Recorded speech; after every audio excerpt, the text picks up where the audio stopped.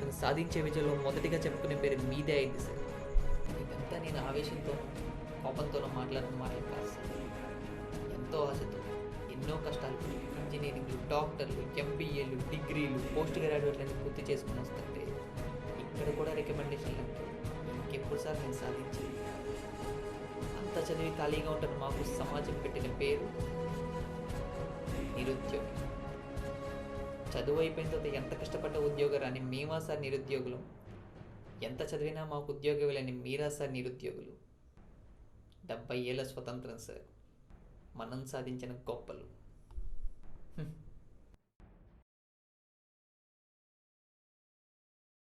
Sorry mister Venu, we're extremely sorry. మీరు select అయ్యారు. 1 వీక్లో పోస్టింగ్ లెట్టిస్తాం, వచ్చి జాయిన్ అవ్వండి. థ్యాంక్ యూ సార్, బట్ ఈ జాబ్లో నేను జాయిన్ అవ్వను సార్. నేనేదో ఇలా మాట్లాడాను కదా అని మీరు ఈ జాబ్ ఇస్తాను, మీరు ఇచ్చారు కదా అని నేను తీసుకుంటే నేను చదివిన చదువుకి, నా తల్లిదండ్రులు పడ్డ కష్టానికి విలువ లేనట్టే సార్. నా తండ్రి ఒక సాధారణ రైతు సార్. రోజంతా కష్టపడ్డ 3 పూటలు తింటామని గ్యారంటీ లేని జీవితాలు సార్. ఎంత కష్టమైనా నన్ను ఎందుకు చదివించారో తెలుసా సార్? పేదవాడికి చదివే కదా సార్ ఆయుధం. అయినా రిఫరెన్స్లో రికమెండేషన్ అంటే చాలు, ఆ పర్సన్ ఎవరు, అతను చదివేంటని ఏమీ చూడరు కదా సార్. 1 second sir.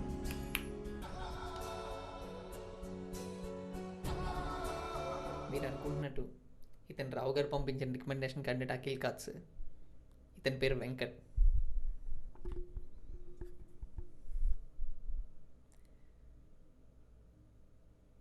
ఇతని తండ్రి ఒక సాధారణ వాచ్మెన్. ఒక వాచ్మెన్ కొడుకు ఇక్కడి వరకు వస్తే అసలు మీరు రాణిస్తారా సార్? రానివ్వరు సార్. అయినా ఒక మనిషి విలువ ఆస్తితో కాదు సార్, ఆత్మవిశ్వాసంతో చూడండి. Excuse me mister Venu, job reject చేశారు కదా, మరి ఇప్పుడు ఏం చేస్తారు?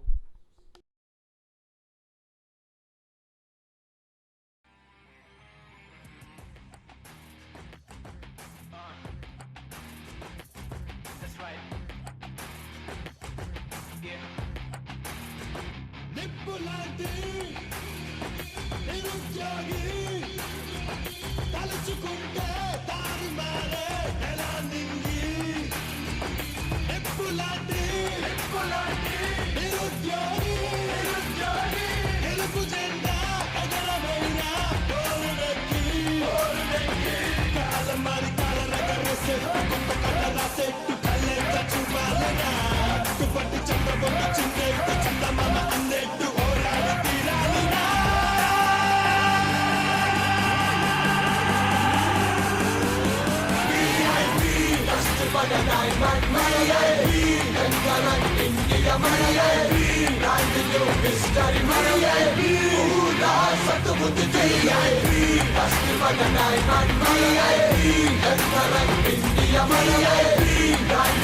History